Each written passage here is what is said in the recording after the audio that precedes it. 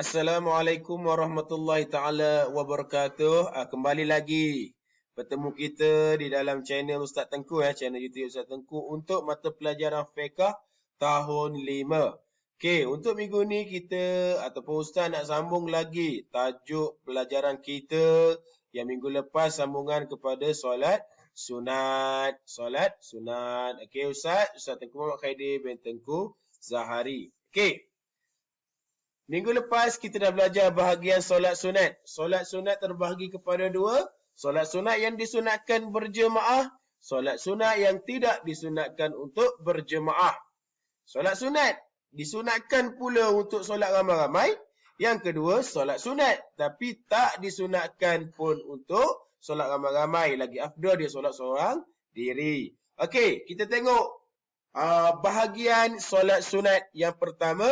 Solat sunat yang disunatkan berjemaah.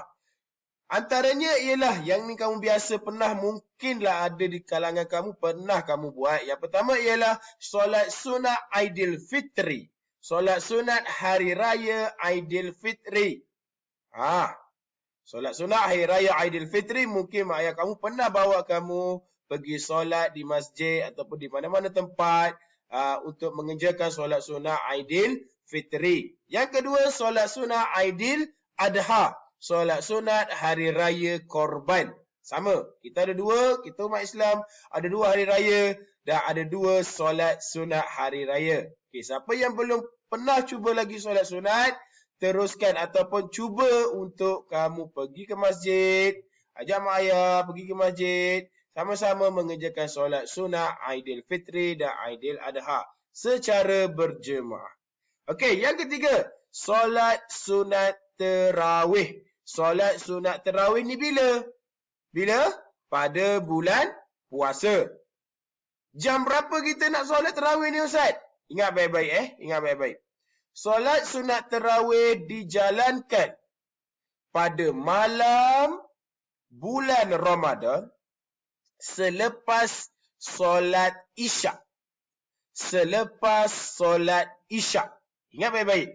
Solat sunat terawih dijalankan pada bulan Ramadan selepas solat Isyak.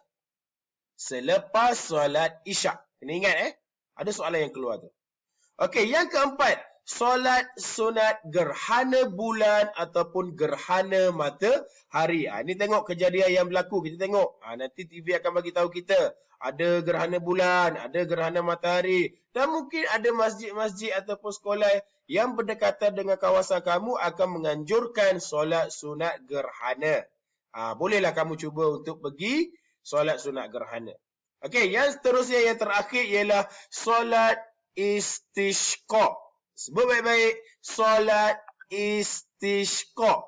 Apa maksud istisqa? Solat untuk meminta hujan. Solat untuk meminta hujan disebabkan kemarau yang berpanjangan.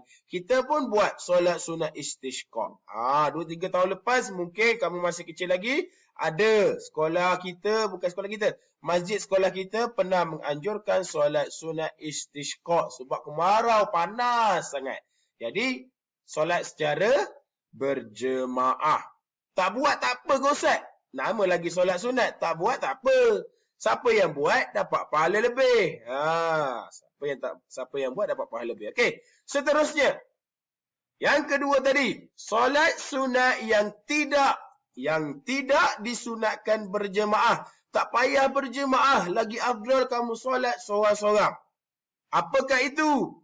Yang pertama, ini dia bagi contoh ada 10. Banyak lagi sebenarnya, tapi kita tengok yang 10 yang dia bagi ni. Yang pertama, solat sunat awabin. Solat sunat 4 rakaat selepas maghrib. Yang kedua, solat sunat rawatib. Solat yang mengiringi solat fardu. Ada di depan, ada di belakang, ada yang waktu haram. Nanti kita akan perincikan solat sunat rawatib. Yang ketiga, solat sunat duha. Solat sewaktu matahari mulai panas. Pukul 9 pagi, 10 pagi, 11 pagi, matahari baru-baru nak naik tu, kita solat duha. Murah rezeki solat duha. Yang keempat, solat sunat isyraq. Solat sunat isyraq. Solat ketika matahari mulai naik. Lebih kurang tadi juga. Yang kelima, solat sunat hajat. Solat sunat hajat. Solat untuk memohon sesuatu hajat kepada Allah. Kita boleh buat solat sunat hajat ni. Ada masjid kawasan kita pun menganjurkan solat sunat hajat. Kalau masjid menganjurkan, lagi afdal kita solat secara berjemaah. Tapi kalau kamu hajat diri untuk diri kamu sendiri, solatlah secara bersendirian. Okey. Yang keenam, solat sunat taubat. Kenapa? Solat untuk memohon keampunan dan bertaubat kepada Allah. Kita ni manusia tak lari daripada dosa. Tak lari daripada dosa. Jadi sentiasalah kita melakukan solat taubat. Mohon maaf dengan Allah. InsyaAllah Allah maafkan kita. Okey, yang ketujuh. Solat sunat tahajud. Solat sunat tahajud. Apa tu? Solat sunat 2 rakaat selepas bangun dari tidur selepas isyak. Kita tidur lepas isyak, bangun tengah malam, kita lakukan solat sunat tahajud. Solat sunat tahajud. 2 rakaat. Nak buat 4 rakaat boleh. Lepas bagi salam 2 rakaat, buat lagi 2 rakaat. Boleh, tak ada masalah. Solat sunat tahajud, tak ada masalah. Okey, yang ke-8. Solat sunat tasbih. Solat sunat tasbih. Solat sunat 4 rakaat, 2 salam. Mengakui kesucian Allah. Solat sunat 4 rakaat, 2 salam, mengakui kesucian Allah. Berapa ratus kali kita kena tasbih ni? Berapa ratus kali? 300 kali tasbih. Yang ini kalau ada peluang, cubalah kamu solat sunat tasbih. Seterusnya, solat sunat istikharah. Istikharah. Solat sunat dalam membuat pilihan. Solat sunat dalam membuat pilihan. Tak tahu. Bila kamu dah besar ni, kamu ada nak kerja. Tak tahulah nak kerja polis ke nak kerja askar. Solat sunat. Solat sunat. Lepas tu Allah akan bagi petunjuk. Solat sunat istikharah ni Allah bagi petunjuk. Mana kamu sepatutnya pilih dalam membuat keputusan. Okey, yang ke-10. Solat sunat wuduk. Selepas sempurnanya wuduk, masuk masjid, solat sunat.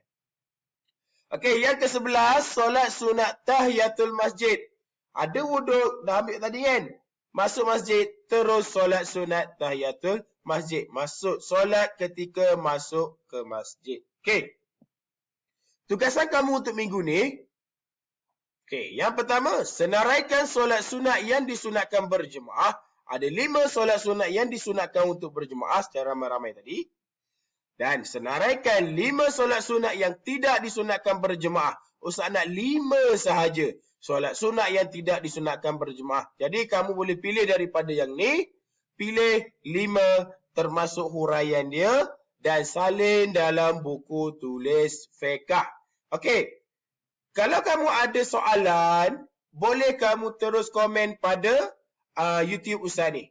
InsyaAllah Ustaz cuba cari masa untuk jawab. Okey, dan sesiapa yang dah siapkan tugasan Ustaz, jangan lupa tulis nama. Nama sekian-sekian, saya dah siap tugasan. Okey. Jangan tak buat tapi terus bagi nama. Kena buat, siapkan, baru komen, dah siap. Okey, nama saya sekian. Ustaz akan catatkan. Dan ingat, bila buka sekolah nanti, Ustaz akan cek satu persatu semua kerja yang Ustaz bagi kepada kamu. Okey, masa Ustaz bagi ialah seminggu. Dalam minggu ni, sebelum masuk minggu depan, tugasan Ustaz, kamu boleh siapkan. Tak kiralah nak buat bila. Tak ada masalah. Secepat yang mungkin. Kalau kamu tangguh-tangguh, makin banyak kerja. Lebih baik kamu terus siapkan bila dah ada tugasan. Okey, sekian sahaja daripada Ustaz untuk minggu ini. Selamat mencuba untuk menjawab dan Ustaz harap kamu faham. Kalau ada persoalan boleh terus tanya. Okey, sekian, terima kasih. Wassalamualaikum warahmatullahi taala wabarakatuh.